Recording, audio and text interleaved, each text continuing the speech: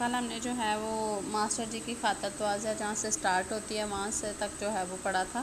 تو ماسٹر جی کے لیے جو ہے وہ رنگیلی چارپائی جو ہے وہ بلائی گئی، رنگیلی چارپائی جو ہے وہ بچھائی گئی تھی۔ آپ دیکھیں کہ سلیم حیران ہو کر بولے، ابا جان ان میں اتنی عقل نہ تھی کہ انہیں کرسی دیتے۔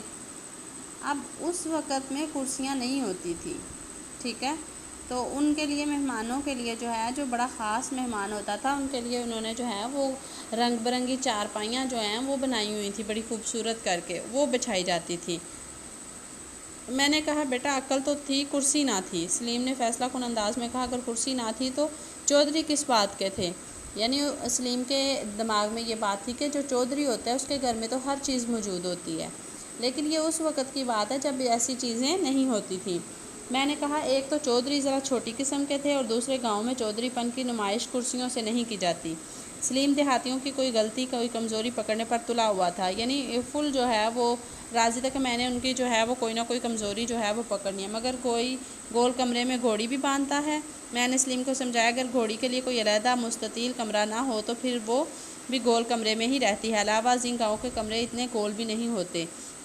سلیم طنز کو پا گیا اور بولا گول کمرہ تو ویسے نام پڑ گیا ہے، ہمارا اپنا گول کمرہ بھی تو چکور ہے، مگر بات یہ ہے کہ ڈرائنگ روم میں گھوڑے گدھے کا کیا کام؟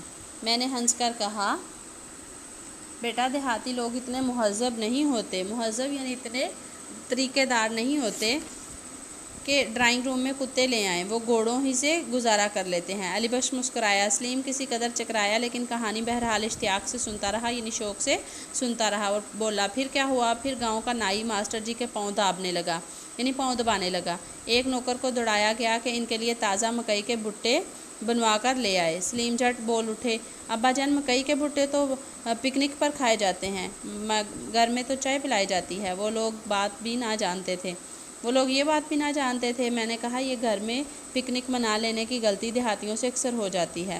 اب جو کرنل محمد خان ہے وہ ایک سمجھدار آدمی تھے، تو وہ ہر چیز کو جو ہے وہ بڑے انداز کے ساتھ، بڑے ربط کے ساتھ، بڑے مذاق کے ساتھ جو ہے وہ اس کو لے کر چل رہے تھے، لیکن جو سلیم ہے وہ ہر بات میں جو ہے وہ نقص نکالنے پہ لگا ہوا تھا، لیکن وہ ان کی باتوں کو جو ہے وہ ساتھ کسی نہ کسی بات سے جو وہ انگیج کر کے اس کو آگے بڑھا لیتے۔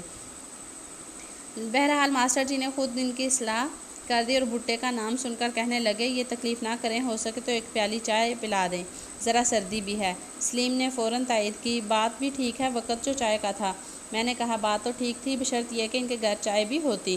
اس مقام پر سلیمیاں تیزی سے سوال کرنے لگے وہ، اور ہماری کہانی نے مکالمے کی شکل اختیار کر لی۔ اب مکالمے سے تو آپ لوگ آگاہ ہیں کہ ایک سوال پوچھتا ہے اور دوسرا جواب دیتا ہے۔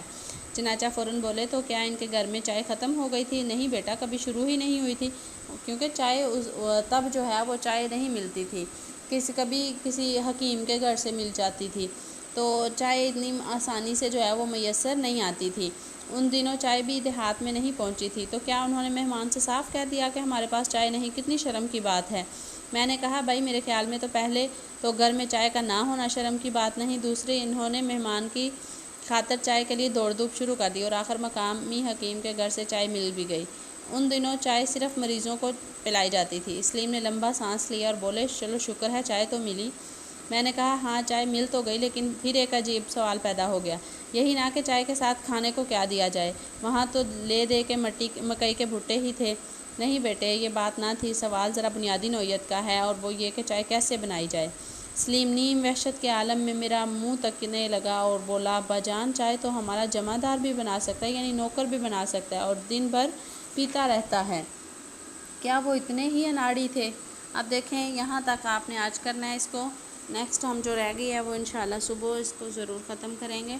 اس میں سے بھی آپ نے جو ہے وہ ایک پیرا لکھنا ہے اور باقی جو ہے وہ آپ نے لرن کرنی ہے اچھے طریقے سے۔